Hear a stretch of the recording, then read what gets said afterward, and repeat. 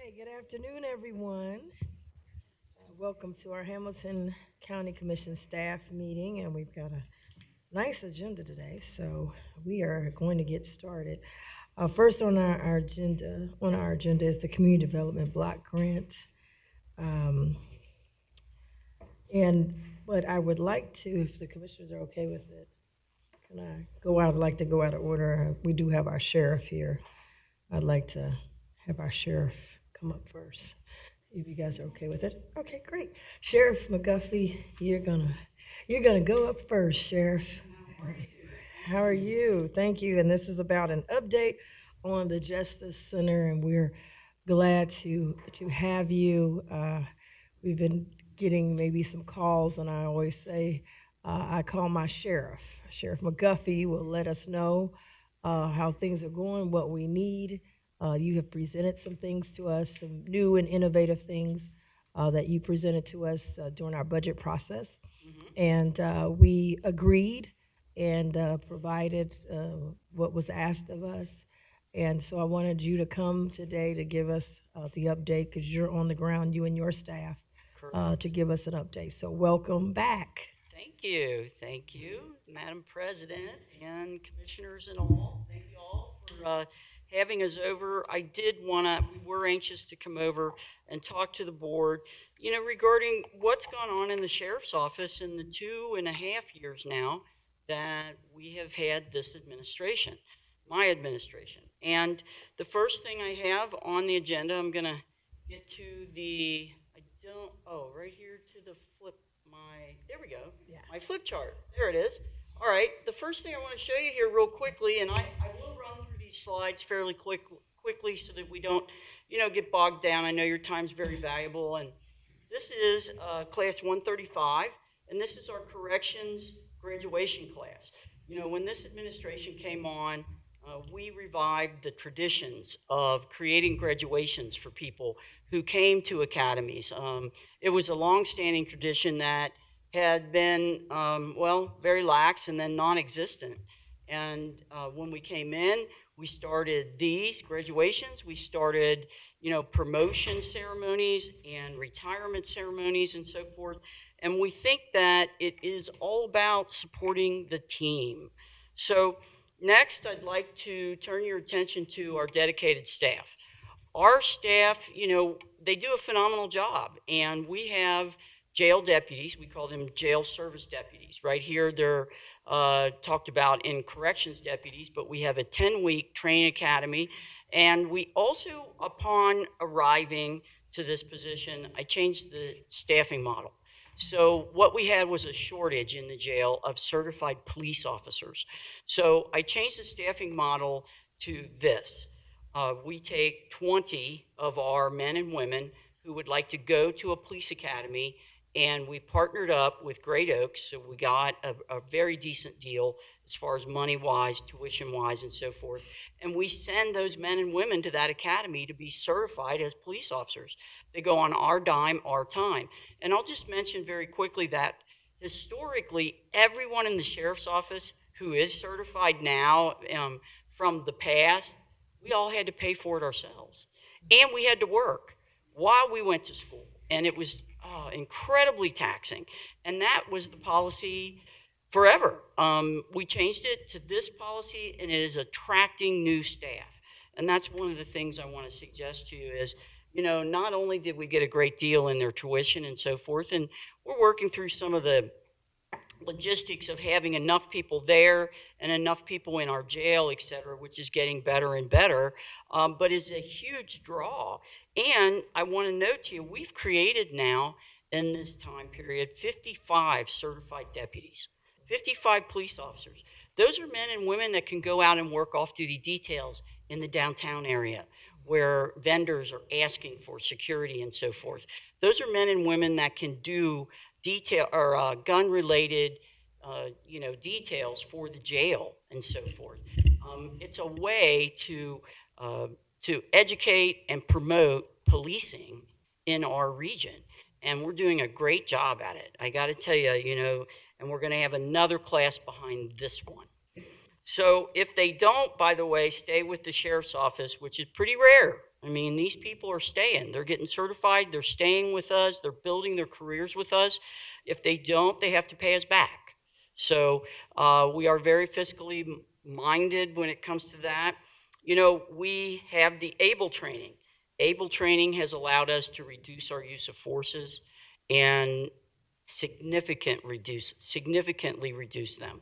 Now, the ABLE training is empowering officers to step in when they see something that might be wrong. Maybe somebody's lost their temper.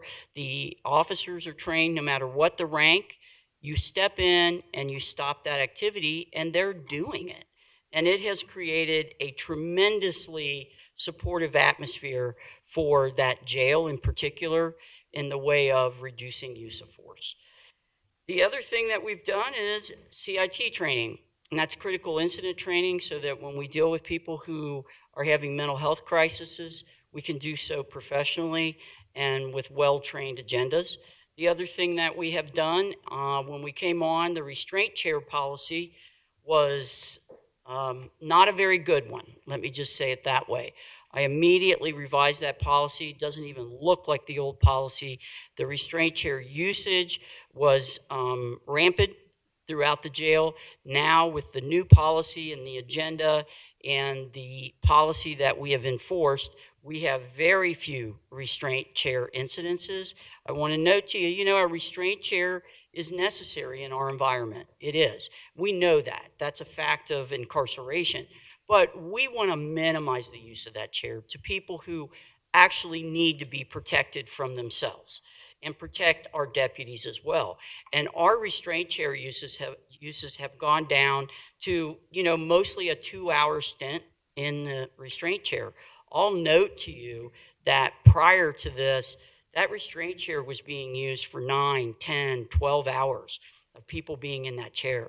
That was absolutely unconscionable and unprofessional.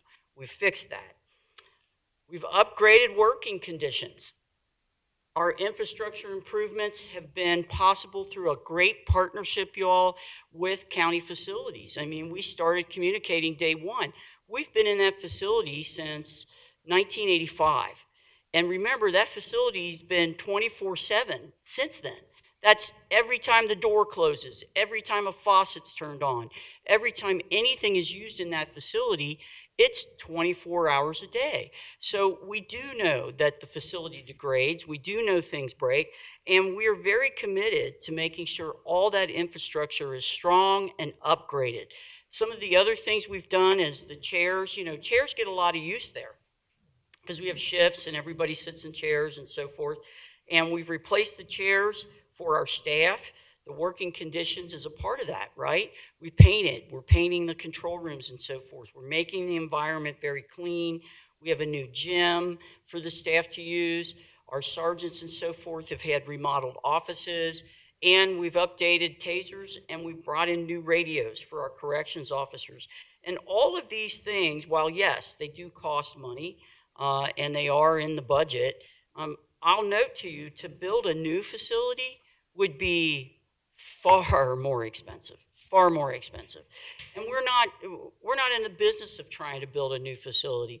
We want to fix the one we have, and we want to be very fiscally responsible to the residents of Hamilton County. Safety and wellness is our next slide, and this is a part of us letting you know how we are addressing the safety of our officers, particularly inside that jail.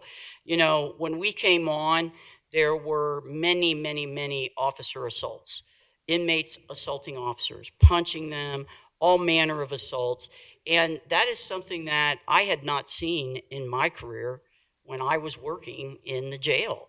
And we immediately set about fixing that. So what had been happening was that, you know, the officers were not charging the prisoners when they were assaulted. The officers either weren't allowed, decided not to go through all the difficulty, and that was not supported by administration. And that's how that dysfunction occurred. Well, you can imagine once the prisoners realize, oh, I can do these things and there's no consequence. we began holding them immediately accountable. And we did these things, right? We're getting the cell locks and the windows issues addressed. We created a task force, and in that task force, we created an intensive management unit, and it's only 8 cells, all right? It's only 8. We knew we didn't need a whole lot of cells for this, because once you start holding people accountable, everybody gets the message. For the first several months, those 8 cells were full. Now we have 1 or 2 prisoners that are housed in the management unit. We have seen a dramatic decrease in officer assaults, and that increases their safety, and that's everything, right? We do charge inmates for any assaults on officers, and in that way, you know, we talk about accountability for uniformed staff. There's accountability for everybody across the board, and it works, and it's designed to work. So our next slide is safety and wellness. And this will be the conclusion of my presentation regarding the staff and the officers, and then we'll move on to the jail infrastructure itself and the people who live there. We hired a wellness coordinator, and our wellness coordinator implemented support teams and also a quick response team type situation, so that when staff have mental health crisis, when they have addiction issues, which sometimes they do, when they have lots of stress, because we know that this job is stressful. Wearing a uniform is stressful, and it's particularly stressful when you work in the jail. You know, we wanted those officers to be supported, and they are. You know, we implemented a wellness app, and you'll see there on the corner of your screen, that's a Cortico wellness app, and it's funded through grants, I'll mind you. And also, it is available for staff, family members, and retirees. So not only are we supporting our staff, but we're supporting the people who support our staff at home, when they go home, when they need that, you know, mental health break. And I will tell you something that the public, you know, I think is educated on, but I like to remind them. When our officers show up to work, particularly whether they're on patrol, in the jail, they have to be physically, mentally, and emotionally sound. And they are using those skills throughout the day, every day, all day. And we're taking care of that. You know, one of the last things that we just recently did, we secured a therapy canine, all right? Now, that's a fuzzy, fun little dog that runs around and people can pet it, and our officer is trained in how to present that dog to people who are experiencing trauma, right? Particularly little children, and sometimes the prisoners in the jail, right? They've experienced lots of trauma. Our plan is to bring that dog through the jail for comfort purposes. Honestly, we have to treat people where they stand, and many of the people who are incarcerated have experienced trauma. We are also prepared to take that dog out into the community and work the dog in various regards to trauma. I would like to note that that program, the value of that program is some $80,000 to us, to the community, and that was fully funded by the business community of Hamilton County, fully funded. We approached them, we collaborated, we talked to them, and they brought the money forward and have helped us with that program. So a very big thanks to them. And, you know, just to note, collaborating with the business community is exactly where the Hamilton County Sheriff's Office is going, and collaborating with the community as a whole. So next slide, we now move on to the Justice Center. There it is. 1985, that opened. It's been in use ever since. And there have been times when it has had a tremendous amount of people housed there in incarceration, times when it's a little less. Right now, the time is a little less. We have about 1,100 prisoners in that facility right now today. Part of that is the fact that criminal justice reform is working. Everyone's working on it. I don't care what side of the aisle you're on. Everybody knew our system needed to be changed, and people are working to change it. We've designated a facilities captain for that facility because it's aging. So we needed one person dedicated to making sure things get fixed. Windows, as you can see, the windows in that facility, many of them were damaged, and they were damaged in a couple ways. Inmates can kick them, throw a tray at them and crack them and things like that, and then we have to replace that window. But the other thing that was happening is the past administration had allowed the tablets to go out to the inmates.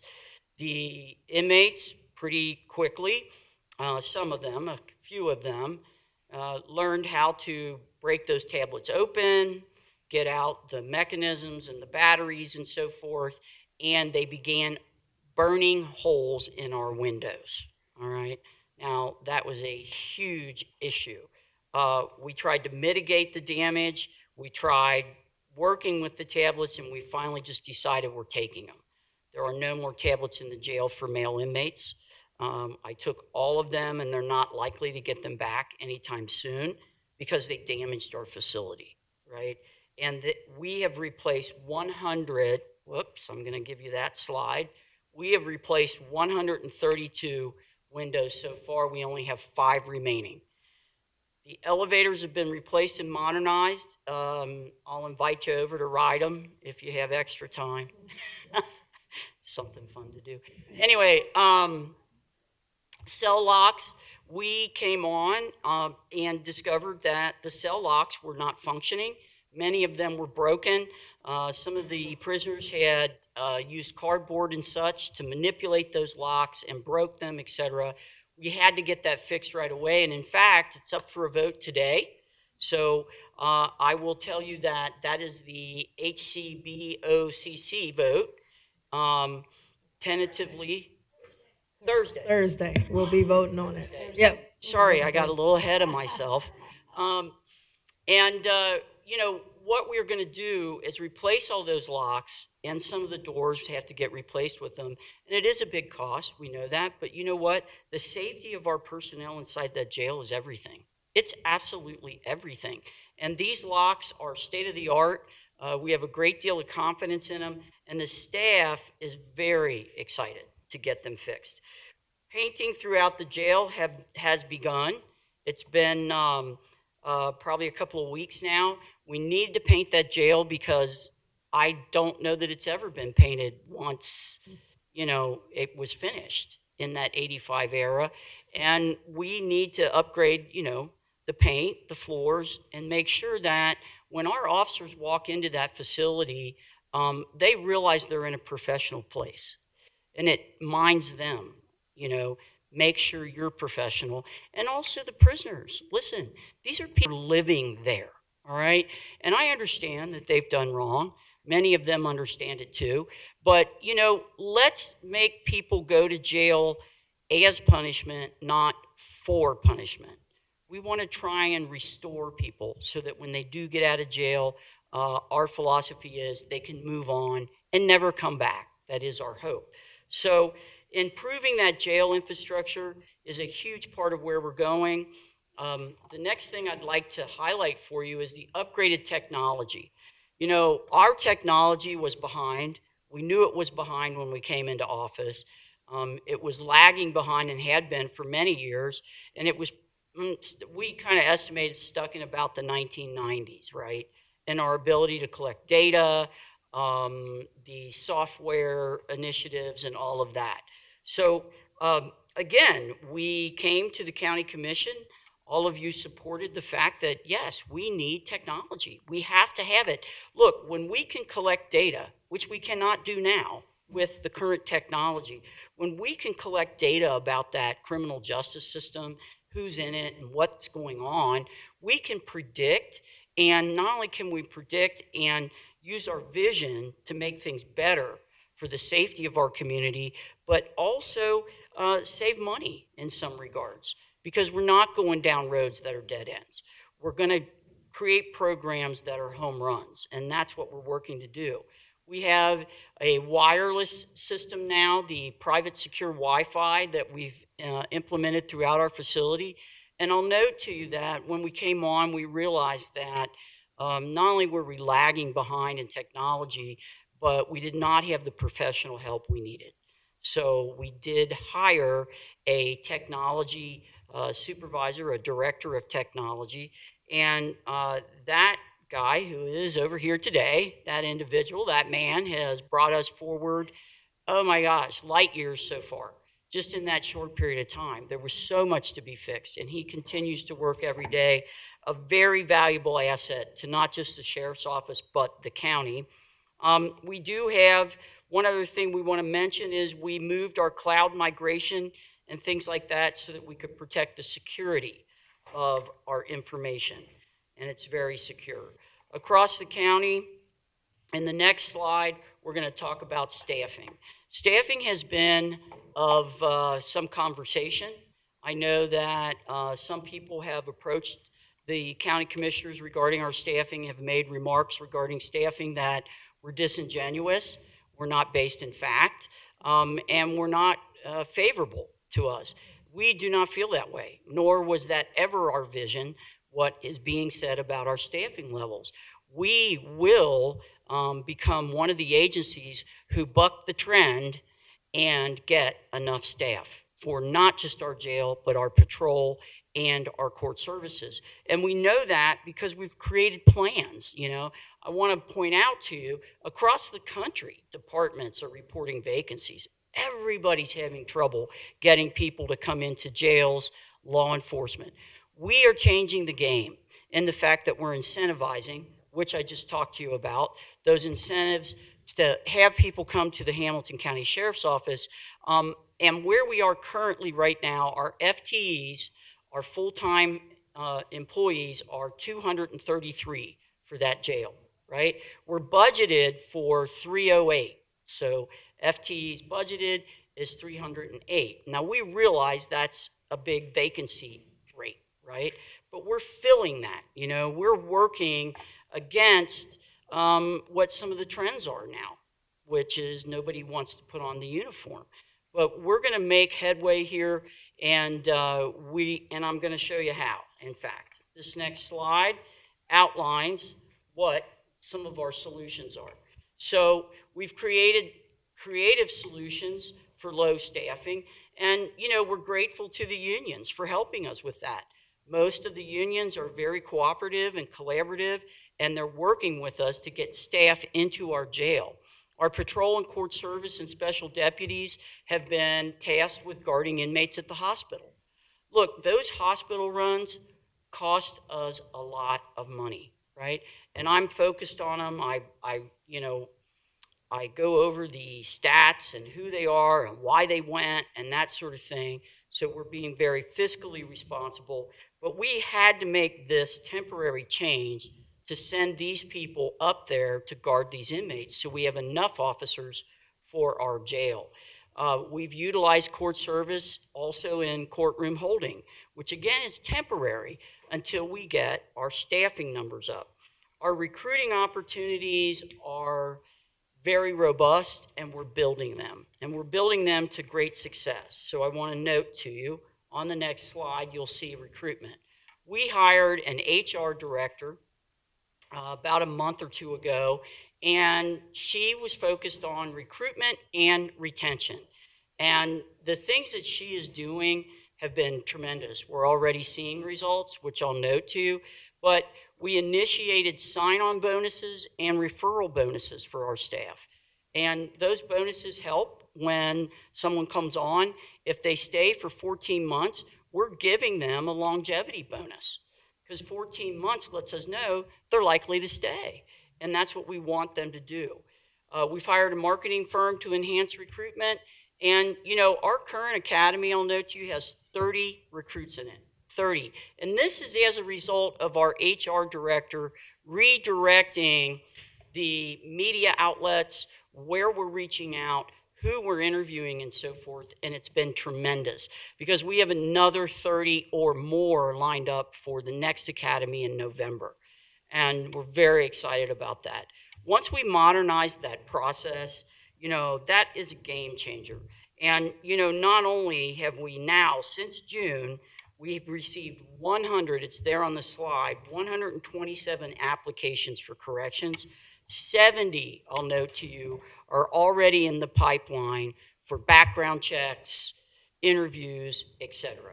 So, I like to, when I say we're moving forward, I like to demonstrate that. And that does demonstrate where we're going and what the game plan is.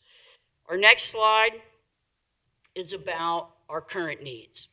So recruitment and retention is our highest priority. It has to be. It's our number one focus right now. And current needs means that we need to fund it. We need to fund our recruiting and retention and expand it. And we need to have a recruitment and hiring team. And we're working towards that. You know, we communicate very well about our funding and what we need. And I'm very confident that the county commissioners are so responsive. You all have been very responsive and supportive. And I will tell you that, you know, it's important to note that we're also very mindful of the budget because we are not the only agency you fund. We know that. You have Jobs and Family Services. You have the Public Defender's Office. You have county facilities. I mean, there are so many things in the county that, you know, have to come from the same pot of money. So we know that. And I tell you, I promise you right now, we will always keep our eye to the budget. It's something that I feel strongly about, as do my staff. And, you know, we want to prioritize safety in the best ways that we can. I think we're doing that.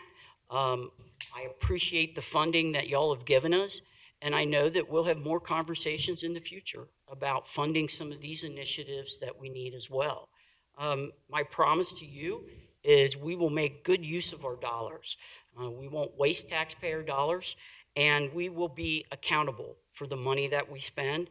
And, you know, the overall goal, and I'll just leave you with this, is we want and we are a strong, responsive agency that prioritizes safety for the residents of Hamilton County.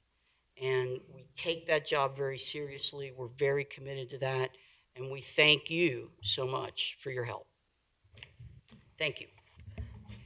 Thank you, Sheriff. Thank you for the presentation, the update, and the work that you are doing to keep our county safe. We might have a couple questions, so don't go too far.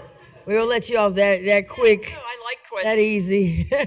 She dropped the mic and said, "I'm out of here now." But as I said at my State of the County speech, and complimenting my colleagues, that our budget indicated that safety is a major priority for us as it is for you. And in our budget, we try to, yes, we do have a lot of other things that we have to, that are also important, but we understood that safety and making sure that you had the tools that you needed in order to keep our county safe and keep folks safe over at the jails. So we take your recommendations very seriously. And I was happy that in this past budget, we were able to do the recommendations that you had put forward for new initiatives, but also for the baseline things that were necessary. The reason we wanted to have you here today, because there has been information that has been put out, and of course, each of us, and I'll let each commissioner talk for themselves, but I can speak for me. I would get something that says, the jail isn't safe. Commission's not doing anything. And I like to meet these things head on with the facts, because you're there, you're running it, you know the facts. And I think it's important for those who are watching us on YouTube or watching the news, can you answer that question for our citizens? Is the jail safe? And do we have what we need to make sure it's safe over there? I think that's a very important question. I will answer that question with a resounding yes, absolutely. And I will also say it is not only safe, but it's secure. I mean, we pay attention to that security, and we're paying attention to the personnel. You know, as I noted to you, we did inherit a facility that needed attention, quite frankly. Infrastructure-wise, it needed attention. That's a lot of money to fix those locks, to do the things we've done with the elevators. As far as staff is concerned, I've heard some of those allegations that have been made regarding the day-to-day operations in the jail. I refute that. I absolutely do. People are working at the post they're assigned to work at. The inmates, the people who are incarcerated, are held accountable for their behavior, whatever it is, and we insist that they act appropriately. Everyone, not just our officers, but the people who are incarcerated, and they are doing that. Look, I've been in the jail business for plus 38 years. I've lost count, right? But I can tell you that I would know. If you're asking me, is that jail safe and secure? Absolutely it is, because we scrutinize every policy, every happening, and we have improved, just as I've noted to you here, exponentially from the past administration, right? And looking with a vision to the future to improve conditions for our officers. They're the most important people to me, as are the incarcerated people, right? These are the things that you think about and go to sleep with when you run a jail. And I'll just mention to you, we're not just running a jail, we're also running a road patrol and a court service that is doing very well. Right now, this presentation is about the jail, but believe me, we have presentations for all over our divisions and the men and women that are professionals in this sheriff's office. What some people are saying is absolutely disingenuous. Much of it is flat untrue and not based in fact. And, you know, I can refute, in fact, anyone, every line, every word of someone who wants to be negative about our facility. Thank you. My next question, you just talked about road patrol. Same, comes from the same entity, I guess it would be, I would say. I don't want to name any names. That the county is somehow road patrol. We're not safe. We're not focusing on safety. And I know this board is also focused on more money than ever before. They say, not doing anything for the youth. We did over $4 million for youth programs and helping the youth to do positive. It's not enough news on the positive kids. It's always news on the negative. In fact, we just hosted 130 young men that came from all over the country, including Hamilton County, that I got a chance to talk to, the literacy lab. And these young men are doing the right thing, but not a lot of press on them. But the question is, commissioner's not doing anything and the sheriff's not doing anything. What are we doing on safety? So I want to have you be able to just go straight to the facts, because we don't want rumors, we want facts. Absolutely. And the facts are that we created, with the commission's approval, a community affairs division in our sheriff's office. And that community affairs division is very robust. There are 5 employees now in that division, and their job is outreach. And they are reaching out. They're reaching out to communities. They're participating in programs for juvenile justice and bringing juveniles in to programs that will help them turn their lives around, quite frankly. We've created a call center that's gotten over 70,000 calls in the 2 years that it has been in existence.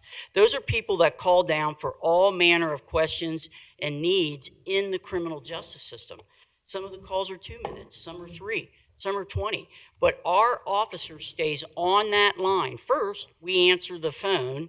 Secondly, our officer stays on that line until we get you to the person or fix the situation or give you the information you need. And that is a huge service that I'll note to every person in Hamilton County never existed before. It didn't exist. It just didn't. And we created it, and we've had such a robust response. As far as our road patrol goes, you know, we are engaged in furthering technology in the way of what's called a flock camera, so that our men and women on road patrol can monitor and do so in a very safe manner that is not violating anyone's personal rights, that's not doing anything that's untoward that people wouldn't like. We're simply saying, if you're going to come to our mall, okay, our Kenwood Mall, believe you me, we've got our eye on you when you're breaking into our stores, if you do. And we will catch you, and we do. I'll note to you that this past tragic shooting of the young girl, 9 years old, we apprehended those perpetrators in 2 days. 2 days. I mean, that's light speed. And if you look around the nation, you know, there are many police agencies that are wowed by that. And we did that using our technology that we're building for safety, like the drones. We sold the helicopters because they were so expensive. And they were, quite frankly, you know, dinosaurs. That's the way we looked at them. Now we have drones, and we have various security cameras and lots of different technologies. Some I can't talk about here because it is designed to help us zero in on perpetrators, and I mean get them right now. And when we do capture them, I promise you, we hold them accountable. You know, we make sure that if they are incarcerated in our safe and secure jail, that it's going to go well for the rest of Hamilton County. And, you know, I also want to say in our court service division, our men and women over there get tremendous accolades for all of the stuff that they do. Our department is very robust, very safe, and we're all rowing in the same direction. And that is safety for this community. So I would say to the naysayers and people that, quite frankly, make things up, you know what? The people that spoke to you, I know who they are. I'm going to tell you this. They couldn't find their way through that jail with a map, right? But they're going to come over here and tell you what's wrong with it. I don't need a map to get my way through that facility. I know what needs to be done, and we've been doing it, and you've been supporting it. Thank you. I'll open it up. Vice President Driehaus. I feel like we should leave it right there.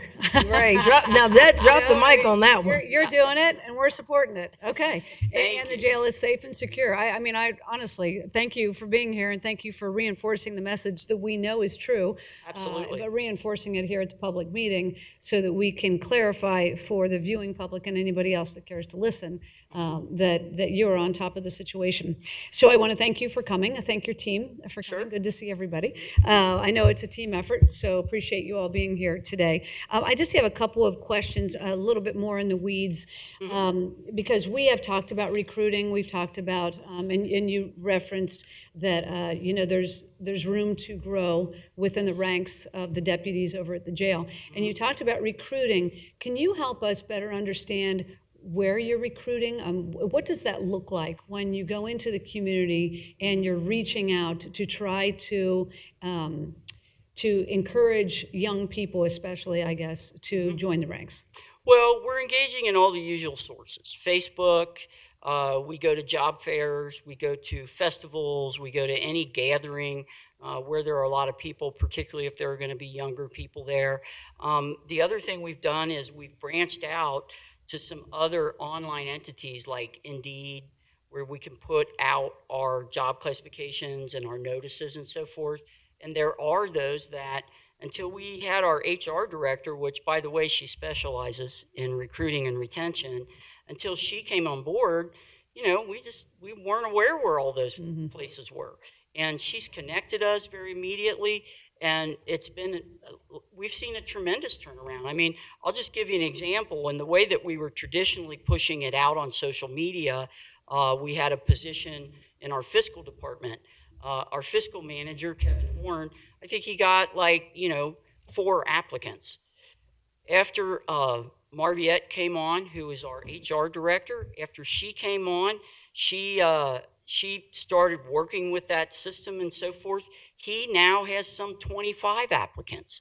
I mean, it's amazing when you bring on a professional who knows how to push that out. And that's what we're working on. So as you look at the numbers then, and I didn't do the math, as you were kind of rolling through the classes that are upcoming, because we've talked about this too, that there are always these classes rolling through. Yeah. So knowing that there is a deficit, do you have a trajectory for when you might hit capacity by way of the workforce? And the slide I put up for you, if I remember the numbers correctly, it was 232, somewhere in that ballpark. I can tell you. Yeah.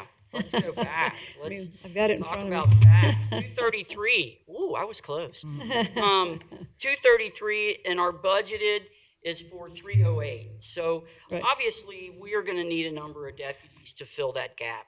And I believe that, let's see, we're in 23 now. My prediction is that by the end of 24 or midway through 2024, we should be, and I'm going to say it this way, fairly fully staffed. And when I say fairly, I mean, historically in this business, there's turnover. It's just that way. It's across the nation. People get into working in a jail and they find out, it's not for me, because it isn't a job for everybody. We know that. So there will be those people who work for a period of time and decide, yeah, I don't really like working in uniform. But most of the people that we hire are going to stick. So that's why I say fairly, because we will always be hiring people. I mean, I've been in the business 38 plus years. I've never known a time when Hamilton County Sheriff's Office wasn't hiring. Okay. And I was part of that process, so I would know. And that's going to continue.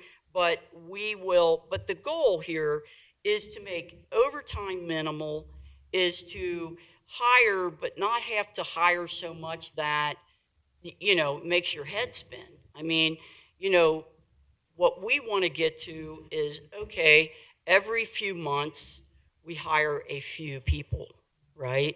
That's what we want to get to, not these mass amount of people that we need now. And we're working towards that. We're going to get there. You have my prediction. So, if you jot that date down. Good. I'm not going to put you on the spot next year at that time, because I know it's hard. It's a national trend, as you said. Oh, it And it's absolutely really is. hard to recruit. It's hard to retain, and it's a difficult position. It's a difficult job. So, very cognizant of all of that. I just wanted to get a sense of kind of the timing that you were thinking of. One last thing, you didn't mention it in your presentation. It's on my mind, though, and as long as you're in front of me, I'm going to ask you. Sure. How's it going? We retrofitted a floor of the jail. Yes, we 90 did. Beds for treatment for Yes. addiction and mental health. That's right. We've all been over to take a look. Very excited about that project. How is that going? Well, and that's a total of 94 beds. And, they are beds that are designated for addiction treatment, mental health treatment. It is going very well. We're building the infrastructure. We've hired the coordinator for that team, the coordinator that is going to be the addiction coordinator is what we're calling her. And she is going to manage all of those functions that go on inside those pods that are having mental health issues.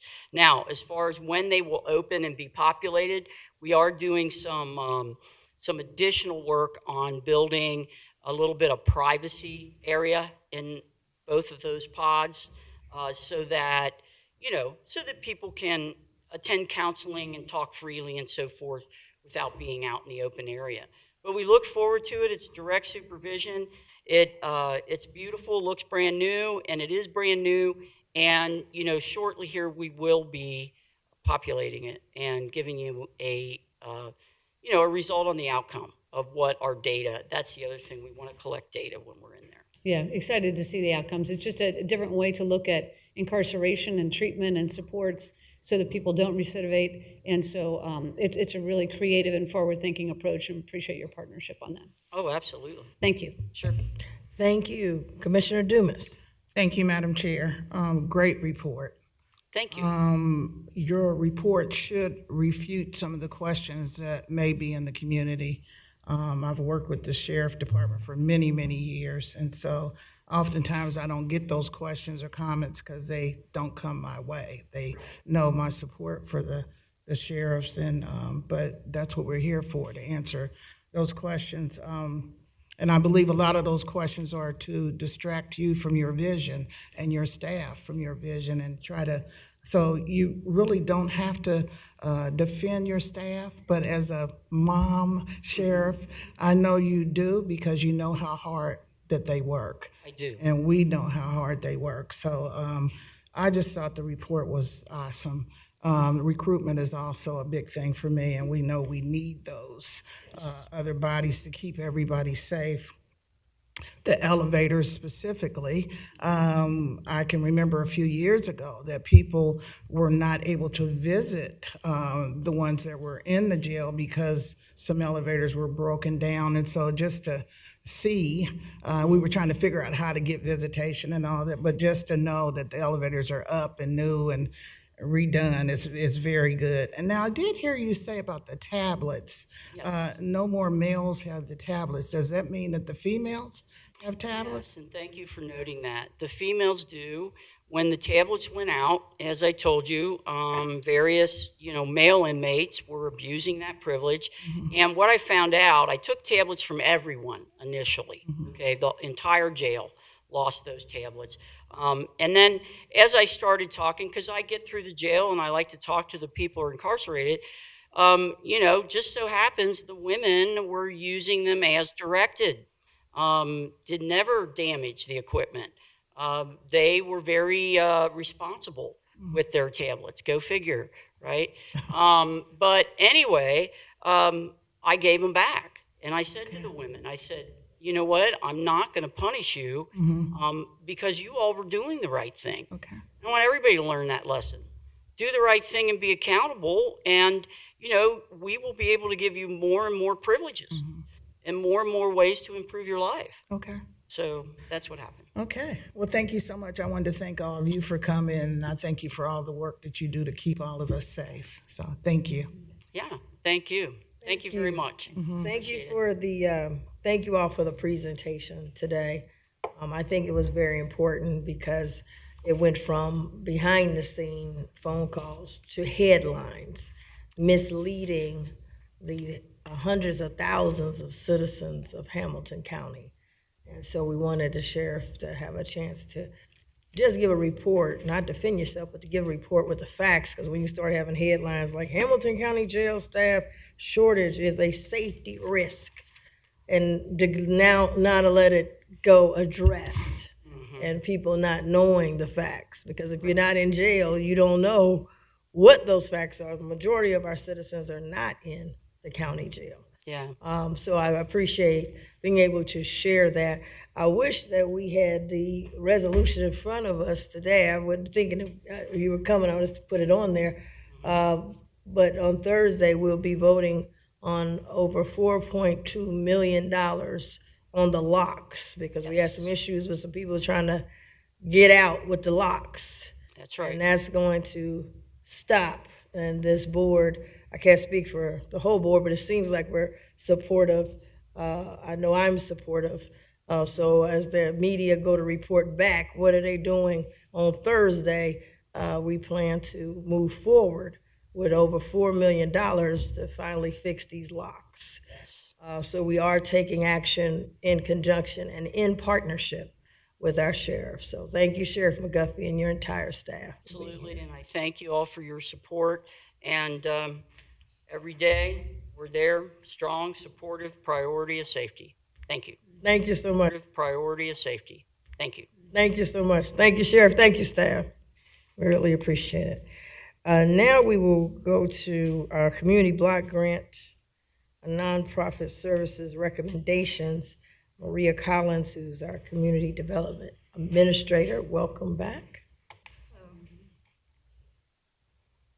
going to have a little assistance today with the clicker. The multitasking part of this is a little complicated for me. But good afternoon, Commissioner Reese, Commissioner Driehaus, Commissioner Dumas. Good to see you all again. Today, I am here to present to you our 2023 CDBG nonprofit services recommendations.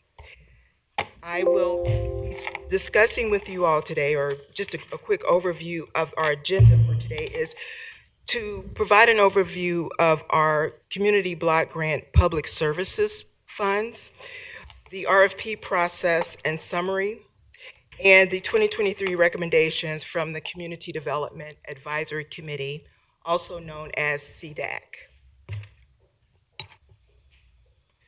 The CDBG public services portion of our CDBG entitlement allows us, or per HUD, allows us to provide up to 15% of our community development block grant funds to be used for public services.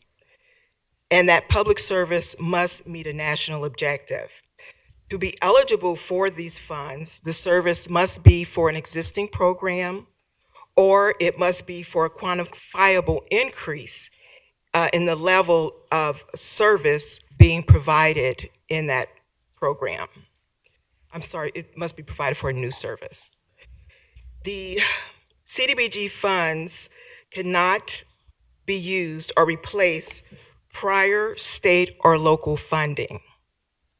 So with that said, unless an existing program can show quantifiable increase, it would not be, the service would not be eligible for our funding.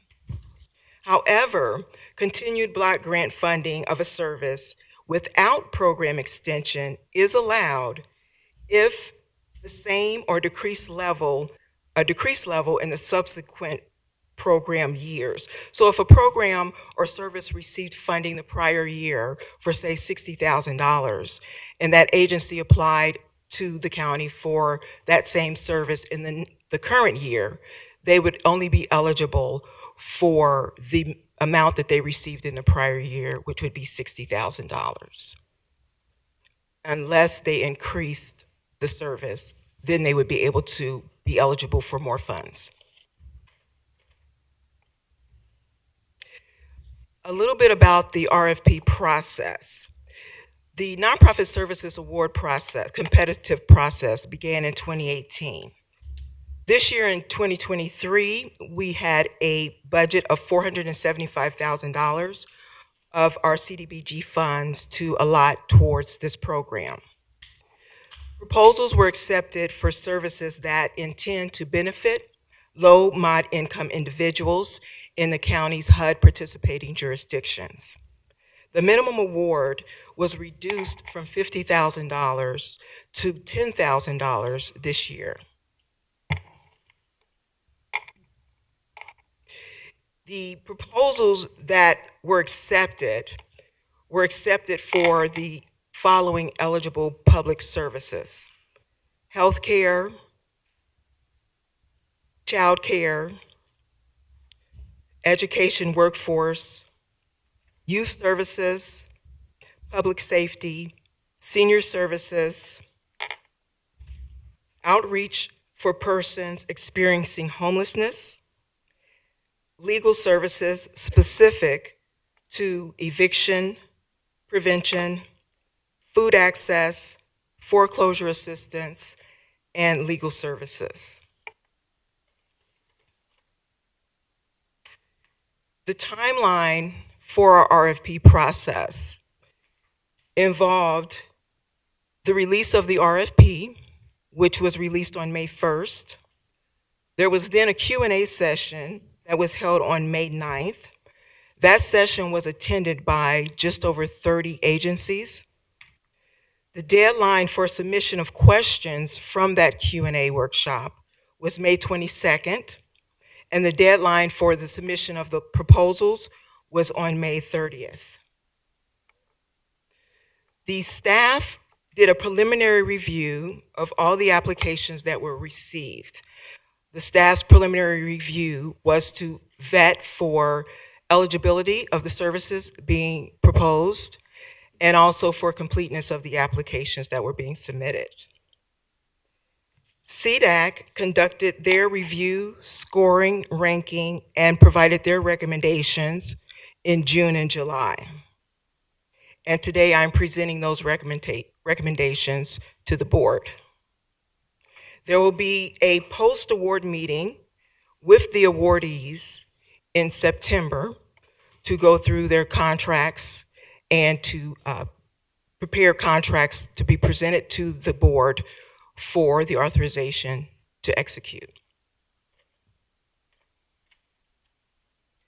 The applications that were received were evaluated and scored using the following elements, or looking at the following elements: leverage of other funds. We looked at sustainability. We looked at the geographic area that was being served. And I would also like to note that with the geographic area, there were extra points that were given to any agency or organization that would serve populations or residents that were in what we call one of the 5 high poverty communities: Lincoln Heights, Laughlin, Gulf Manor, Cheviot, and Elmwood Place. We also looked at the agency impact, and then the CDAC has discretionary points that they award as well, or add to the vetted scores, looking at the eligible services and the completeness of application. Now, I would like to look at the prior year, 2022, in comparison to 2023. In 2022, there were 12 applications that were submitted, and they were submitted by 10 organizations. In 23, there were 30 applications submitted, and they were submitted by 27 organizations. In 22, the total funding request of all 12 applications was just over $1.5 million. In 23, the total ask of all 30 applications was just over $2.1 million. In 22, there was a budget of $450,000, which was allocated to 7 programs. In 23, there is $475,000 budgeted to be awarded to 8 programs, or recommended for awards to 8 programs today.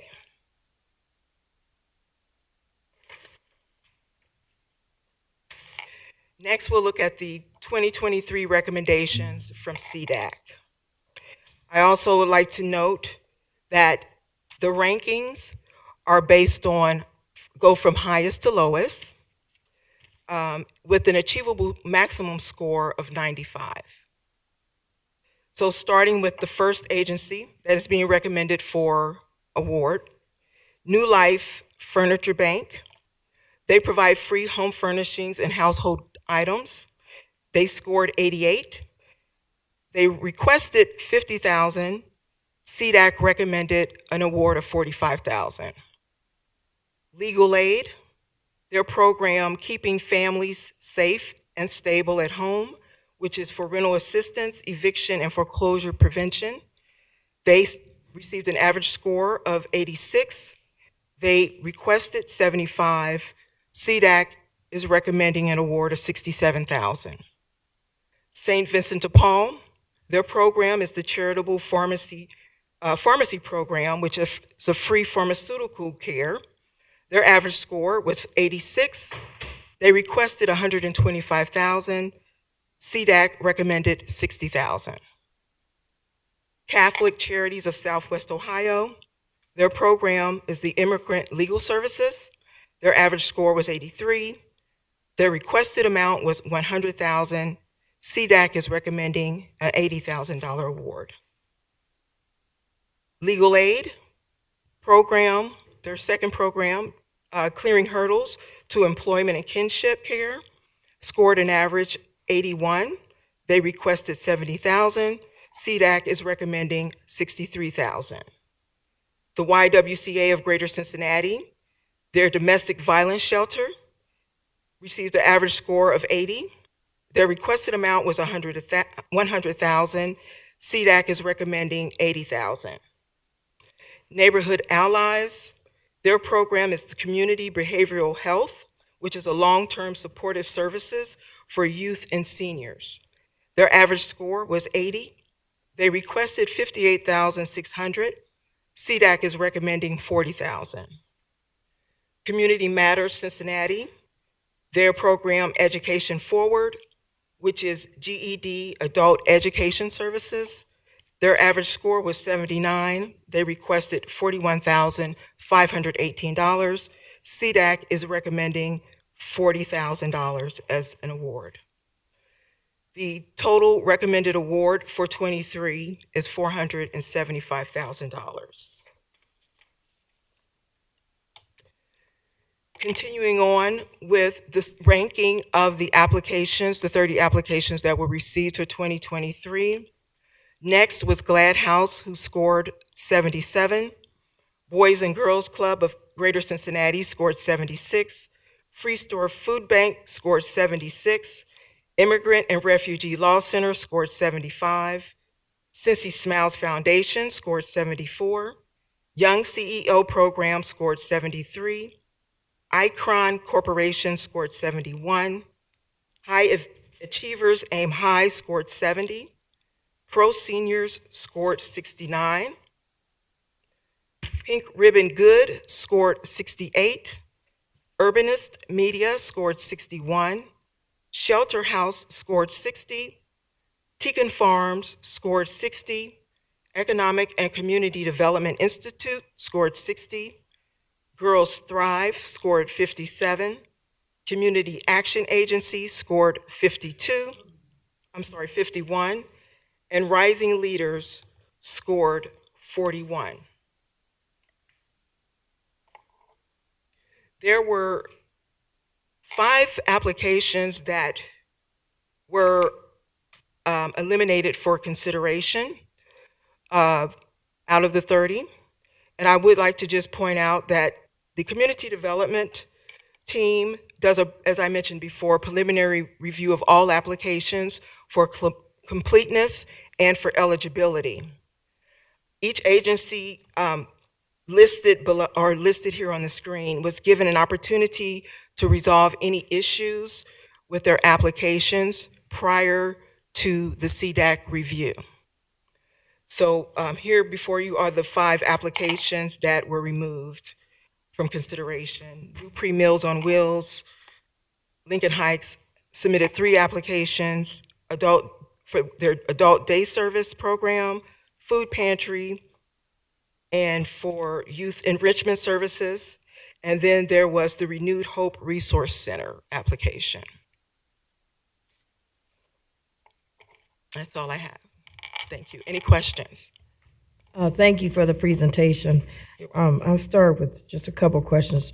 One is, you said the minimum award was reduced from 50,000 to 10,000, although it didn't matter because it didn't really result. No one got 10,000, but why was it reduced? Well, we were listening to the board last year because our minimum was 50,000, and well, for one, it opens it up for Yeah. broader services, for us to provide funding for broader services, which generally we have some smaller agencies who maybe don't have the capacity as some of the other ones do, but they still have very good services or valuable services to offer to the residents. So this was to also allow them an opportunity to compete for these funds. And did that result in that? Because I'm noticing back the ones that didn't make it,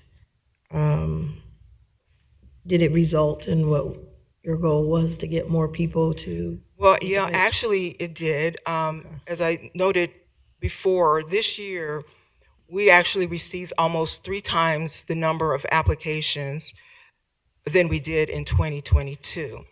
And for various reasons, one of those reasons is the fact that we were able to lower the cap or the minimum award from 50 to 10,000. Another reason is for our aggressive outreach via emails, legal ads, one-on-ones, those different efforts. And then secondly, another reason for that was the change in the focus of the use of the block grant funds from COVID-related needs to more general needs. And then thirdly, as I said before, there was the reduction in the amount of the minimum funding requirements.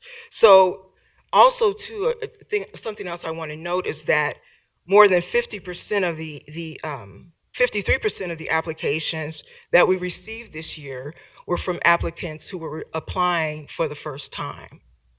Gotcha. Thank you. Okay, I open it up. Vice President Trias. Thank you. Thank you for the presentation. I wanted to note, because I was looking at the asterisks next to some of the awardees, and I note that those are new, first-time awardees, and so that is 5 of 8. So I am just noting it. I think clearly we, or rather the committee, was trying to open up the process a little bit and make sure that some new organizations had access to these funds. And so I think that's a good sign. And I think all 3 of us have said, and you heard us loud and clear, that we want other organizations to have the opportunity, and here we are. So I appreciate that. A couple of things. I too noted that you dropped the award amount from $50,000 to $10,000, and yet so many of these, the lowest is $40,000, and I was kind of struck by that, and I thought, oh, I wonder, because you've got, what, 1 more organization than last year? Yeah, programs were awarded to 8 organizations this year as opposed to 7 for last year. So we did increase a little, but not as much as maybe we could have had we dropped the dollar amounts a little bit lower. It's just, I'm just thinking through kind of the strategy here and again, this idea to be a little more inclusive. So I just throw that out there. I was struck by the same thing Commissioner Reese was. And then lastly, I do want to thank the committee for their work. I know this is not easy because as you look through this list, there are lots of organizations that are very capable of using these funds in a really positive way in the community, and they are addressing needs in this community, some of whom have received money from the county from a number of different sources, including levies, including the ARPA dollars, and including prior CDBG. So I know that's not an easy task. I just do have a question about one of them, because I don't know if the other offices have, but I'm getting a lot of calls and emails related to the refugee and New American issues in our community in the county. Lots of folks are arriving in the county with very little resource, and so they are in need of housing, legal services, food, and I know some of that is being addressed through some of these organizations that are listed here. The one that sticks out to me, though, is the Immigrant and Refugee Law Center that is providing immigrant legal services. I wonder, because of this pressing issue, and it's getting worse as we go day by day, and we've got lots of folks in need of that service, can you help me understand, if you know, what the rationale was for not providing funding for, I don't know if you have that level of detail? Well, so I believe it was, let me see here, the Catholic Charities of Southwest Ohio. They are also providing similar services, the immigrant law services, like the Immigrant Refugee Law Center. Basically, they're providing the same level of service for the most part, but in CDAC's review of both of these agencies serving the same program, they were just more favorable to the Southwest Charities of Greater Cincinnati. They felt that they had a broader reach than the Immigrant Refugee Law Center. So that was part of the rationale for why they decided to go with Southwest Ohio's Charitable Catholic, I'm going to get this right, Catholic Charities of Southwest Ohio over the Immigrant Refugee Law Center. And I do want to just also state that the Immigrant Refugee Law Center, they do a great job. You all did approve them for funding last year. They did a wonderful job with those funds. We did share that information with the CDAC committee as far as the results of the previous funding that they received, and let them know that they did meet their goals with those funds. But just comparing the two and the types of services, which are similar in a lot of ways, CDAC decided this year to go with the Charitable Services of Southwest Ohio. Charitable Catholic Services of Southwest Ohio. Yeah, right. I know what you mean. Yeah, and having had been a little bit involved in this one, I would say that, yes, they're both dealing with the immigrant population, but from my experience, there is a difference between these two organizations and what they're providing. So I just noted, I mean, each year, there are certain things that are front and center that we are experiencing in the community, and this is why we have an annual process, because things ebb and flow related to the needs in the community. I note the Free Store Food Bank is on the second sheet, but we have given a lot to Free Store Food Bank, especially through ARPA. Yes. And some of these organizations also have the capacity to get dollars from elsewhere and do fundraising, and that, I'm sure, plays into the conversations as well.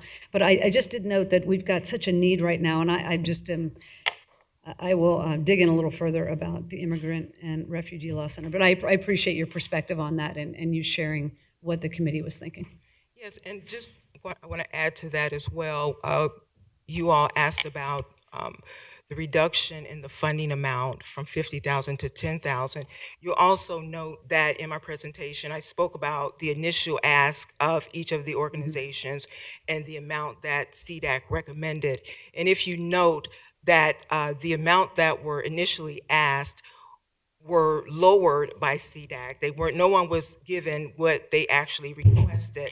One of the reasons for that is that CDAC felt in order to stretch the funding and to allow for us to fund an additional a service or two, we would reduce the ask of each of the applicants. And by doing so, it did enable or allow us to be able to fund 2 additional agencies this year with our $475,000. Right, yeah, it provides some flexibility. So does that Yes. lower dollar amount. So, yeah, Yes. appreciate that. Thank you. Well, just on clarity, the one on the blue sheet, because Free Store Food Bank was mentioned, they did not get funded, right? Or are they? They did not. So they did not. Yeah, I just want to make sure. Yeah. 'Cause, yeah. Yeah, they ranked. I still think we got a major food shortage, and I know they fund a lot of Yes. food banks, but they did not get funding this time. So Yes. they're not on the table. And I just want to reiterate that, CDAC in its scoring recognizes that all of these services are beneficial or valuable to our communities. They just felt that the ones that they recommended this year were providing a little more of a benefited need to the community this year. Yeah, no, that was great. I just wanted to make sure I was reading that correctly because Yes. it mentioned about them. Commissioner Dumas. Thank you, Madam Chair. Just a couple comments. Great report. I appreciate it. And sounds like you guys have been really listening to what our vision is and what we'd like to see happen. The increase in the number of applications, we talked about more outreach, and obviously more people are finding out about it. As you were saying, 53% are first-time applicants, and that's great. I also looked at the diversity of the proposals. It's like 11 different public service areas. That is awesome. And the other thing I heard you talk about is whoever did not qualify, you guys will do a follow-up to try to help them, to let them know how they may be able to qualify the following Yes, we are. allocation. You were saying 95 is the highest number you could possibly get? Well, 95 in our scoring this year was the maximum. Generally, it's 100 points that you can receive, but we realized, the CD team, we realized when we were doing our preliminary vetting, we had a question in the RFP asking if the agency was an MBE, SBE, or WBE. But it was, well, actually, it was in the scoring elements, but it was not in the RFP itself. There was nowhere for them to identify that. So we eliminated that score so that it would be fair across the board to everyone. Okay, thank you so much. And additionally, you said that CDAC has discretionary points. Yes. How many points? They have 35 points that they apply to each of the applications. Okay. And one last question. Organizations that were eliminated for consideration. I noticed Lincoln Heights Outreach Youth Enrichment, there was no explanation for that, for the reason for elimination. Well, the reason was they had submitted, as I said, 3 applications for 3 different programs. The budget that was submitted with each application was an identical budget. It was the exact same budget for each program. So we asked them to send us a specific budget for representing each program. We gave them a deadline. They requested to extend it even further. We went ahead and gave consideration to that. However, the budgets that they did send us back still were not balanced. So the points that you mentioned at the first two Lincoln Heights projects pertain to the third It one? applies to all three. Okay, it It's was not blank. centered in the box. Okay, You know, it was what? it's not centered in that box, but Oh. it applies to all three. Okay, Right. all right. Well, thank you so much for your time and for the committee. Appreciate it. Thank you. Thank you. Next on the agenda is the American Rescue Plan reallocation recommendations. Mr. Ludo, do you want to say something before? Only just to preface Assistant Administrator's Chrisman's presentation by saying this, as the public may know, the county received over the past several years through the pandemic close to $250 million in pandemic assistance funding from the federal government. Holly's going to walk through a presentation related to recommended reallocations of dollars of our American Rescue Plan Act funding.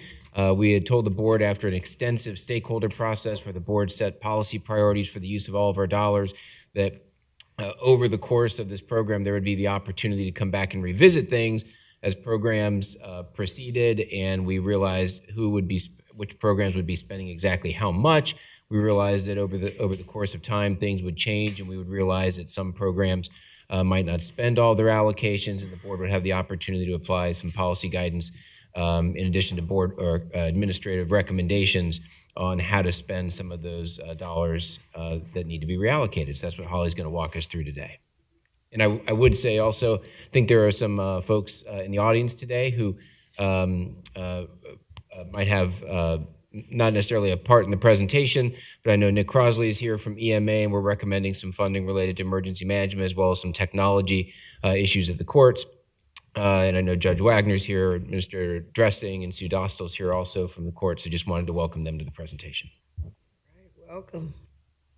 Good afternoon, Commissioners. Good afternoon. Thanks for having me. And just in addition to Administrator Aludo's introduction, I did want to say that we anticipate this being the first of at least 2 staff meeting presentations on potential reallocation of $8.8 million of ARPA funding. So just as a refresher, ARPA dollars, the ones that were allocated to state and local governments, can be used for several purposes. You can see those purposes on the screen. I will make note of the last bullet point that just came out less than 2 weeks ago. U.S. Treasury is now allowing ARPA funds to be used for surface transportation projects that are in line with specific U.S. Department of Transportation programs, natural disasters, and CDBG eligible activities. As far as I know, this has not yet been published in the Federal Register, which we're expecting any day, so they will be finalized soon on these additional eligible uses. So again, just to refresh, Hamilton County, as Administrator Aludo said, was awarded just slightly over $158 million.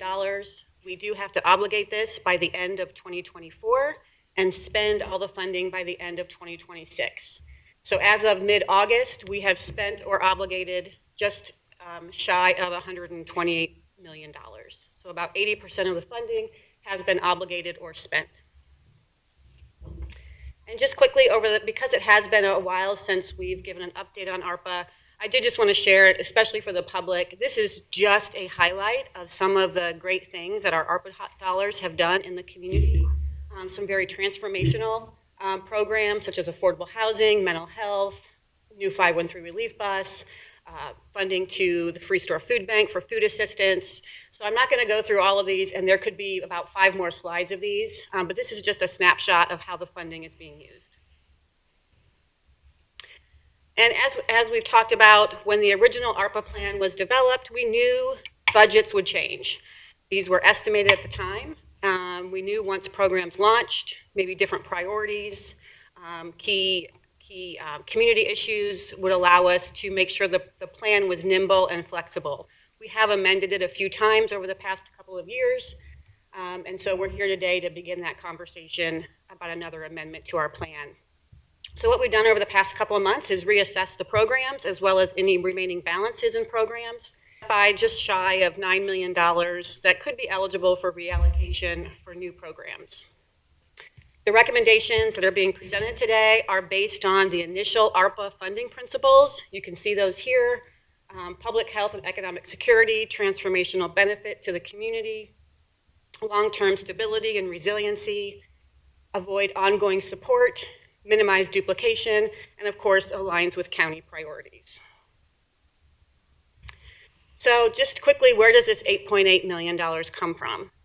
About $3.3 million of it are programs that have either concluded or programs that have already been awarded and the money is being spent now and the budget will not be fully expended. That's $3.3 million. We did initially have budgeted $1 million for marketing of workforce programs and really to overcome the misperception that you can have a strong career without a four-year college degree.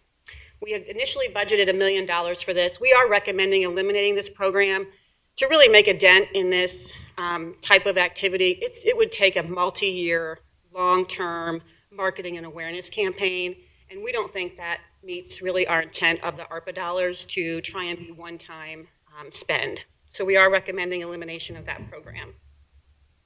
And it has not started at all. No RFPs have been issued for that. And lastly, we initially budgeted $8 million for broadband infrastructure.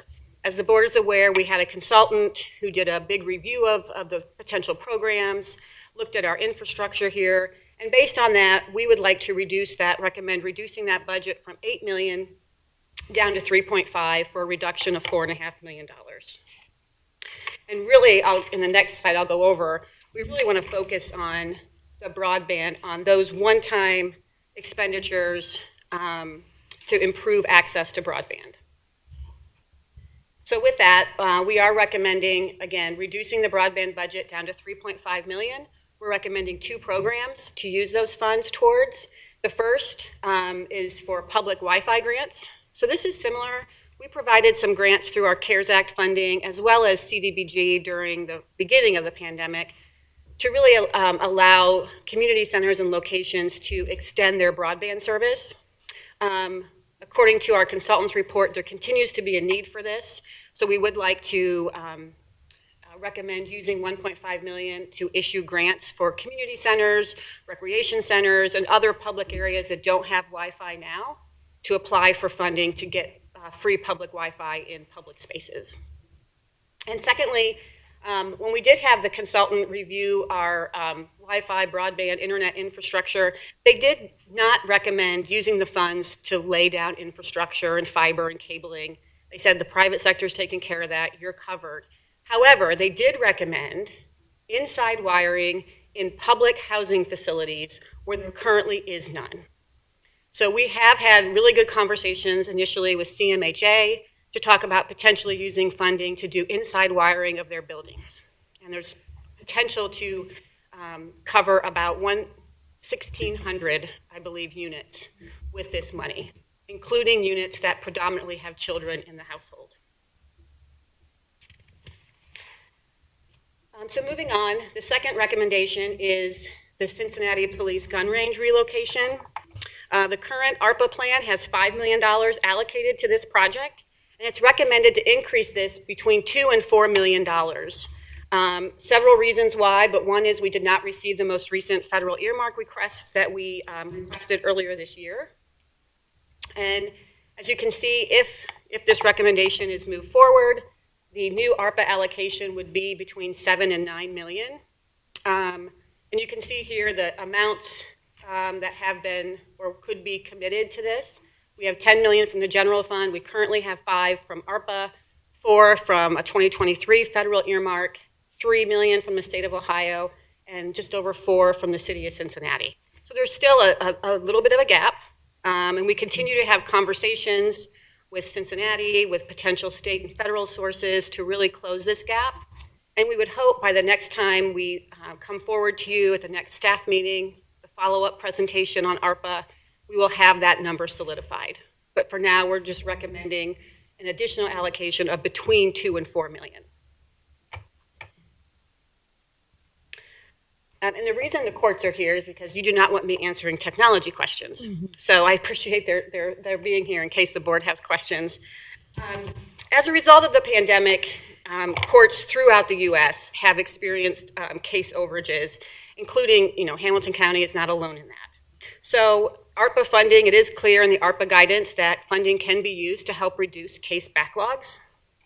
And so to help reduce the overage, the court is requesting ARPA funding to invest in technology to make trials more efficient.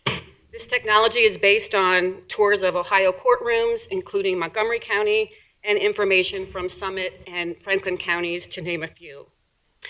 Technology improvements would be made in all 16 Court of Common Pleas courtrooms, 3 visiting judges courtrooms, and 2 magistrate courtrooms. These courtrooms will be remote capable. So as you can imagine, benefits of this include more date certainty to trials and hearings, as continuances for out-of-town parties for their availability will be reduced, given the ability to hold hearings remotely. Obviously, if, God forbid, there's another public health emergency and the courts are shut down again, hearings can be completely virtual. And this will also provide greater access to those who have hearing and visual impairment or language barriers, as the technology can be used to help provide accommodations pretty quickly. So that's the main points for court technology improvements. We're excited about this one, given what I know they went through was a tremendous difficulty during the pandemic. In addition, we are recommending $2 million for housing stability. We have $1 million is recommended to provide a backstop for our emergency rental assistance program dollars once those are extinguished. We are obviously working very closely with Job and Family Services on remaining funds and timelines, but the potential to use a bit of ARPA funding to honor any eligible applicants or a portion of them that happen to be in the pipeline if needed once the program ends. We feel this will provide some certainty and allow for a easier glide path to this program's conclusion. And secondly, under housing stability, we are recommending a placeholder for an eviction prevention program. We're really excited to have a partnership with the City of Cincinnati on this one, and the city and county are holding our first joint meeting on this topic later this month, which the goal is to identify upstream interventions to prevent evictions. So more to come on that, but we are really excited to have a strong partnership with the city on this effort. And then lastly, Jeff mentioned Nick Crosley is in the room. EMA has requested $321,000 for mass care supplies. Again, this is a new eligible use of ARPA to plan for imminent or potential disasters. And so $321,000 would be supplies for 500 people and 625 pets, as well as transportation to quickly deploy those supplies in the event of one of our potential disasters, which would be flooding, tornadoes, and high winds. So just as a quick summary, we have roughly $8.88 million for reallocation through programs that were closed or over budgeted, elimination of the workforce marketing program, and reduction of the broadband budget by $4.5 million.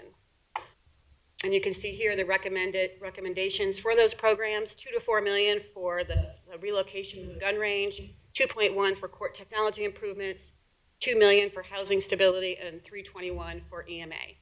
So with all that, that would leave an unallocated ARPA balance of between $400,000 and $2.4 million that still would be available for board priorities. And next steps would include today's discussion and feedback from the board on these suggestions. Again, we have the courts and EMA here to answer any specific questions you may have about their projects. We would like to then, administration would finalize these reallocations based on the board feedback and direction, with potentially another staff meeting in mid-September to finalize. And assuming board okay with that direction in mid-September, we would bring a resolution to formalize the amended ARPA plan. And just as a heads up, we will probably do a same exercise in the first quarter of 2024, again, as programs are starting to close out. With that, I'm happy to answer any questions or turn it over to the experts that are in the room. Thank you for the presentation. I do got a couple questions and have to digest. Thank you for this information, and definitely will digest it and be ready for the next time you come back. But I do want to ask a question about the gun range. And I know that the county, we have stepped up with funding. So we've got $10 million that we're putting up out of the general fund. Is that correct? County's general fund. And then in the ARPA, we had $5 million, so that's $15 million. And then you're saying 2 to 4. I was just wondering how to close the gap to get it. Is our goal, maybe this is a question for you, Mr. Ludo, is our goal to close the gap finally so we can let folks know 150% that this is going to be closed, moved, and the timetable, you know, because we move quick on some other things, but is our goal to close that gap where we won't have to sit around and wait for another state budget cycle? So really two questions in there. First is, do we want to close the gap? Absolutely. So we want to get the gap closed. But in terms of that having an impact on the project is moving forward. So we have bids that are being put together right now. We're in the final stages of an environmental review associated with aquifer preservation. That's just a necessity when you get federal funds. Unfortunately, it's good to get the federal funds, but it also adds a little bit of time because you have to do all those environmental reviews, that type of thing. That should be completed probably within the next month, and we're about 30 days out from putting out bids once that happens. So project's moving forward, but to your point on closing the gap, yes, we absolutely do. I think what Holly had indicated was we had referenced a range here of 2 to 4 million because we do still have a few irons in the fire in terms of funding that we're trying to explore with the state, federal government, even with the city, and we want to try to bring those to conclusion over the next several weeks. The 4 million with the rounding on the end of that probably closes the gap out completely. So if we're not successful on any of those other strategies, we'll be coming back to you in a month or so with a recommendation on the higher number to completely close it out. But that's the goal. So over the next month to completely close this out, a finalized funding plan. Yeah, I think what will be helpful for me, maybe I'm speaking just for myself and for the people that have been contacting me, because I know there's been maybe some private meetings that, you know, all three of us can't be in a private meeting at one time. Just like we outlined here, a map, just real easy. I like to see a map on the gun range with date timelines. 2020, just like ARPA even has a deadline. We got to spend the money. The federal government just say, whenever y'all get around to it, federal government said this has to be done by a certain time. So for me, I want the gun range done by a certain time. So if we could have a map to say, okay, what you just said, what month are we in now? August, almost September. August is such and such, and whatever's happening right now. Dirt's being done, who's paying for it? Then you go into September, this is gonna be done on the gun range. October, and then the end. Is it 2023 December? Is it 2024 December? And then, of course, then we have the funding side. I think this is big as far as the county commission to come in with this type of investment. $10 million out of the general fund. $5 million already with ARPA, that's 15. And if we go with the 4, we almost at $20 million that we're trying to put in on a project that's $30 million. So I think for me, it'd be good to have that so that if any of us, I'm out, somebody call me from Lincoln Heights or call me from the other area, I could just send them this guide. Here's what it is. But I need to know, are we talking about, if it's ARPA, obviously it's got to be done by what year? ARPA funding completely spent by 2026. Yeah, that's too long, too many babies. But hopefully you'll have something, if you have it, that we could, a one-sheeter that can be passed out, emailed out, everybody kind of knows this is the roadmap. That would be helpful to me. We can absolutely send you a project schedule. Yeah. It'll show exactly what phase of construction will happen, when, et cetera, even down to like when are the noise studies completed and all that kind of stuff.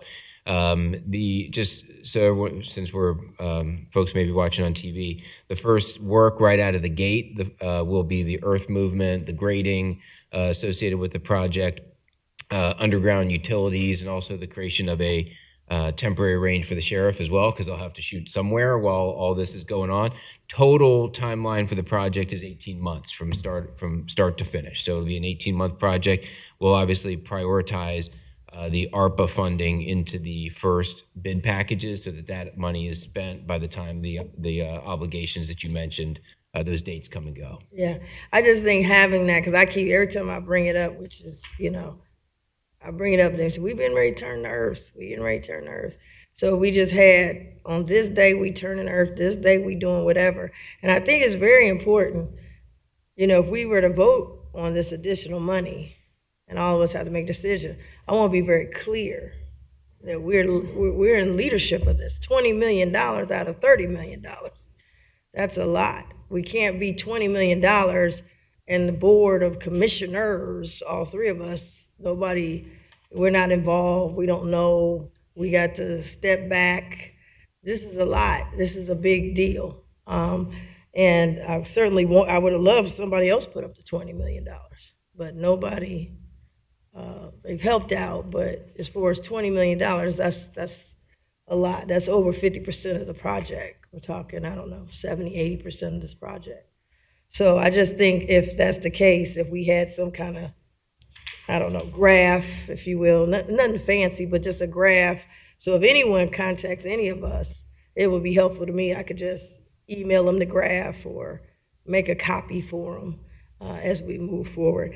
I would have to say that I look forward to hearing back from you when you find out what the number is, because I don't want to put something that doesn't close the project. And we say, well, we got to wait for another budget cycle for another entity. So otherwise, I wouldn't want $19 million just sitting around.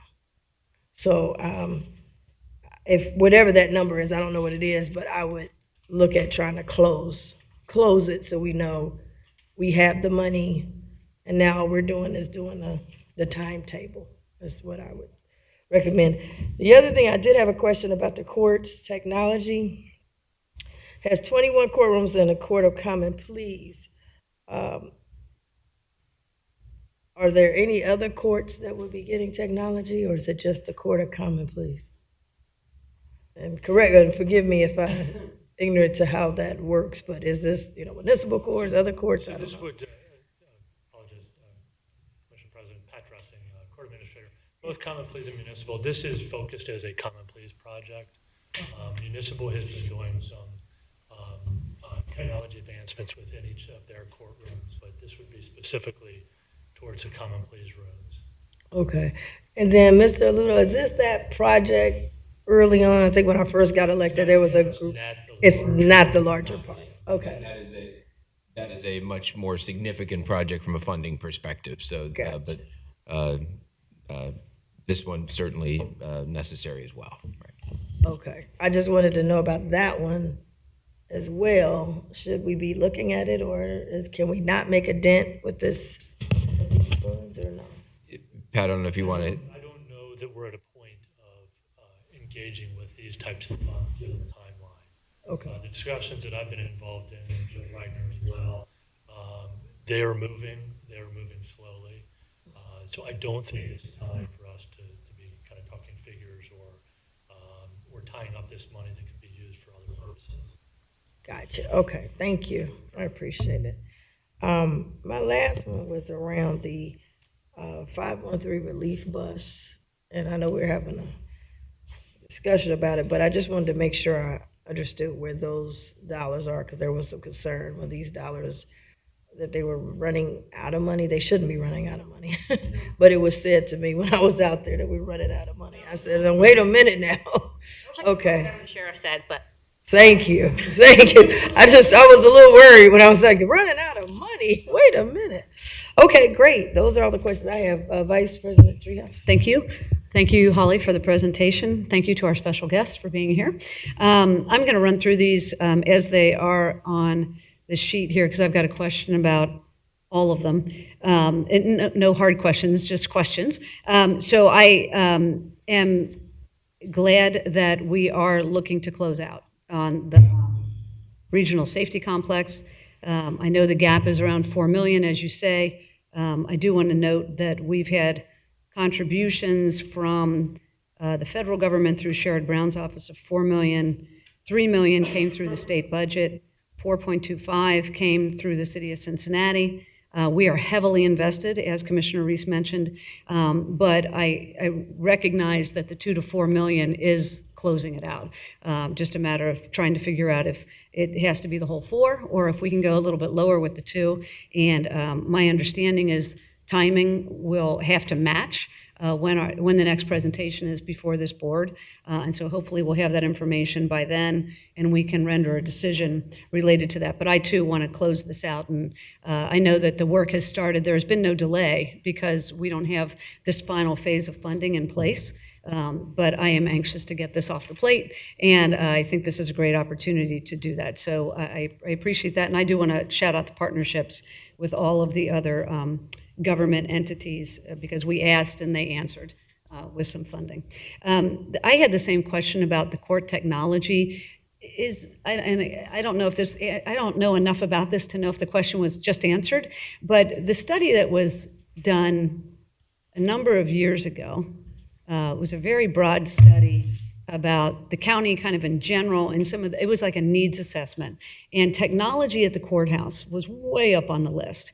And so I've heard from the clerk of courts, I've heard from Common Pleas, heard from, the sheriff mentions IT. I don't have any understanding of how all of these things fit together as we provide resources for technology. And again, maybe you just answered this. Are these technologies that are kind of the basic to the different entities, like the Court of Common Pleas?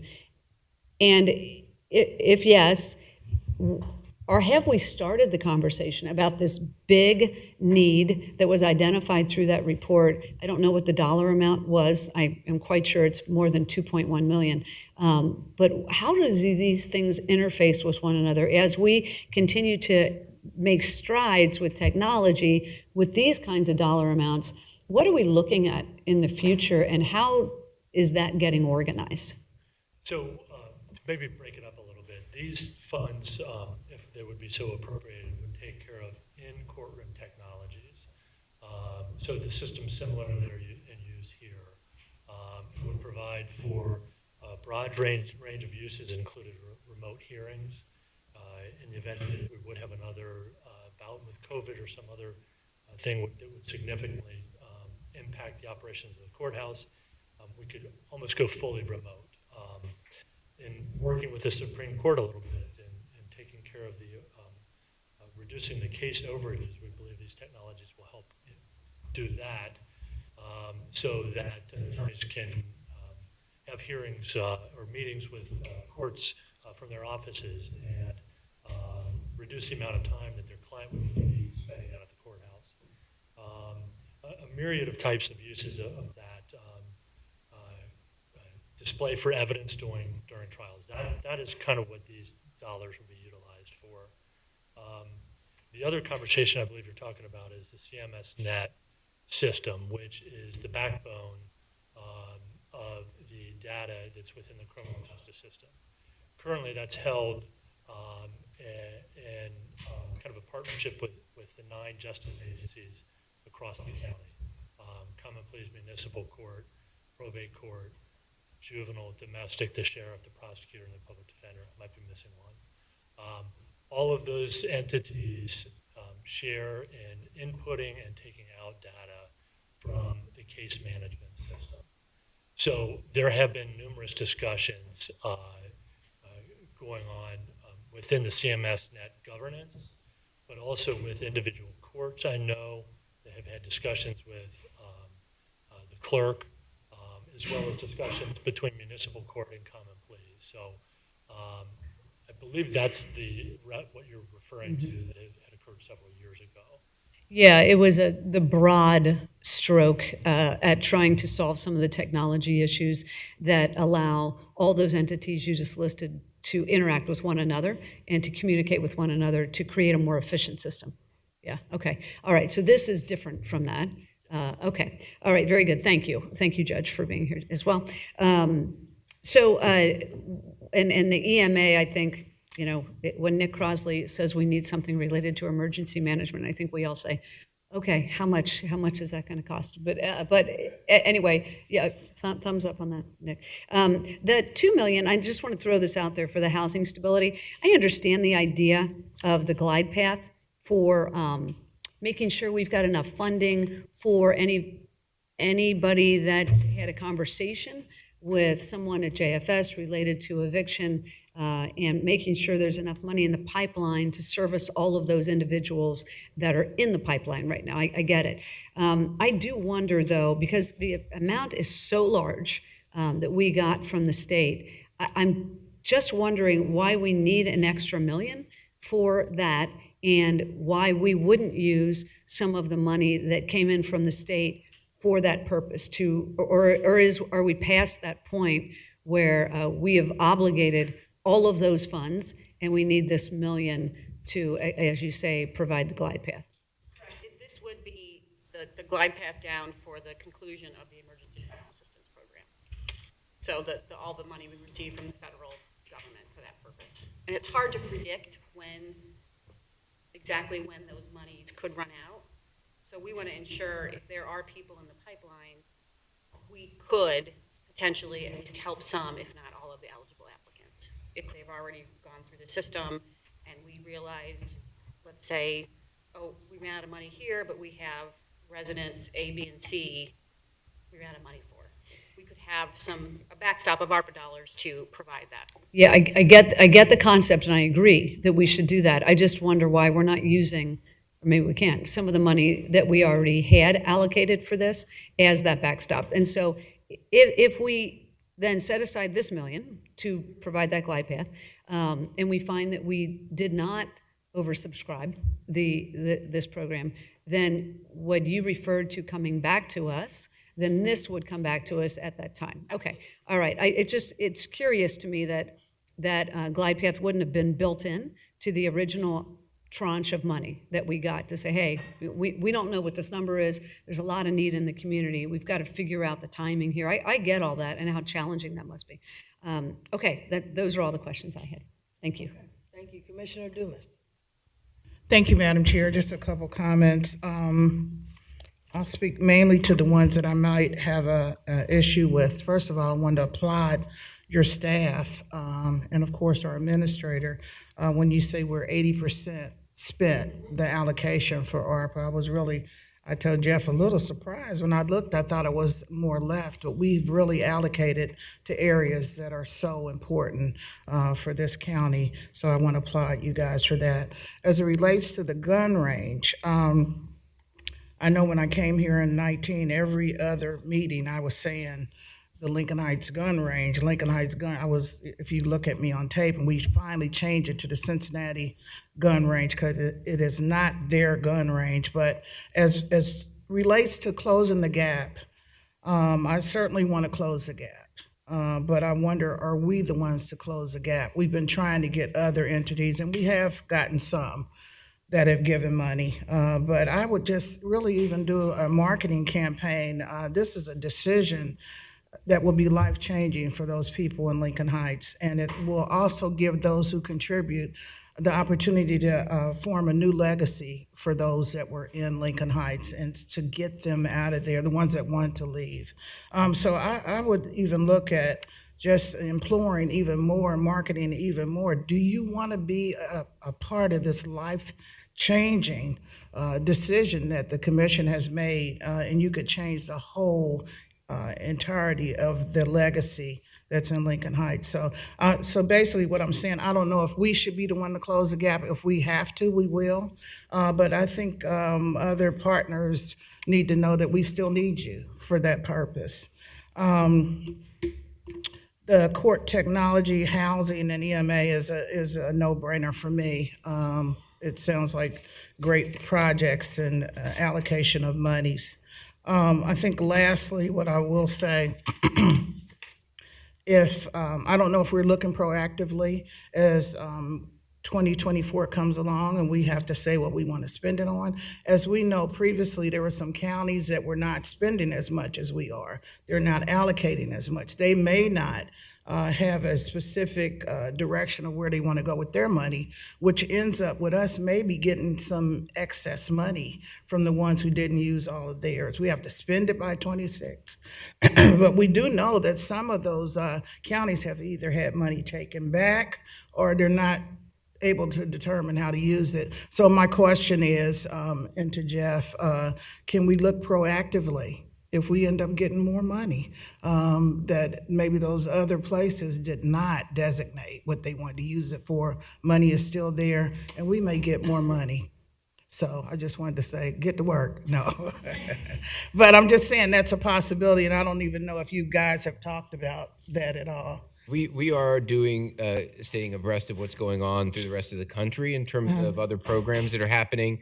We wanted to make sure, especially by early 24, mid 24, before we got to the point where everything had to be obligated, that if there was something going on out there that was radically beneficial, that we thought the board ought to consider, that we could bring that to the board at that time. So I would put this in that same camp, where if we are fortunate enough to be the beneficiary of some type of reallocation process, that we could look at some of those projects as well, or supplementing something that we already have going on. Awesome. Thank you. Commissioner, thank you, because I do want to recognize Sarah Adams and Ali Kodadad, our small but mighty ARPA team. I mean, it's just sheer hard work and willpower of getting us to this point. So I want to thank you. All right. Can I add one more thing that I wish I had said at the very beginning? So I just want to recognize that we're having this conversation about all the good things we've been able to do with the ARPA dollars. Once again, I want to reiterate that without the federal government's partnership, we are not talking about this. I mean, it's because of the Biden administration that we got the $158 million to respond to the needs in this community related to COVID. And so I once again want to say thank you to the federal government. Thank you for the partnership. The rubber hits the road here at the county, and I am gratified that they entrusted this with the counties to disperse these dollars in the best way we saw fit. Thanks. Thank you. I think that's great. I think that, do we ever get a chance to write, to thank the administration, the Biden administration, but then also attach it with how we've been able to get these dollars to the people, which was their intention. Because there are a lot of counties, when we were all invited to the White House, there's a lot of counties that have not been successful and have returned dollars back, didn't know how to get them to the ground. And I think we have an example here, because I always say you can release the money, but if it's like ordering the package and the delivery never comes, and people say, well, you didn't do anything. So I think that partnership is important, but I would just like to maybe, I don't know, Mr. Ludo, on behalf of our county, have something that we can write and we can sign with a package of all the things that we've been able to do, both investing in a right now program and also some things that we've done long-term that will have a long-lasting effect, with a thank you, but also with a report on what our staff here has been able to do under direction of the board.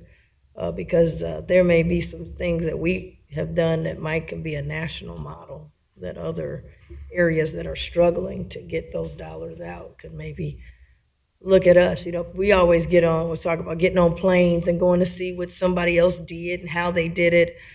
There's some people that need to get on planes and come here and see how we've been able to do this partnership with the federal government and from the White House to the people. So I just think that'd be a good thing to have on record, what we have been able to do with an official thank you, as Commissioner Driehaus has pointed out. Thank you, Commissioner Dumas. Yeah, thank you, Madam Chair. Just, I talk a lot about sustainability, and so we're giving out all this money, and they're needed. They need the money. But just that the recipients remember, how are you going to sustain this business? How are you going to sustain whatever you're doing from the money that you received? I know it helped them get out of a spot, but also for us to educate the public that this money is running out. Don't think you're going to apply again next year or whatever, that we take a part of educating those who have received and the ones who say, well, I'll put in next year for it. It's not going to be there. So that's all. Except block grant stuff. Oh, yeah, true, true, yeah. All right, well, thank you very much, Holly, for this information. Thank you.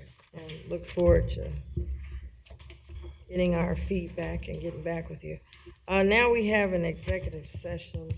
I'll make a motion to go into executive session pursuant to RC Section 12122G3 to conduct a conference with an attorney for the public body concerning the subject of pending litigation. Second. Commissioner Reese? Yes, Commissioner Driehaus? Commissioner Summer Dumas? Yes. thank you.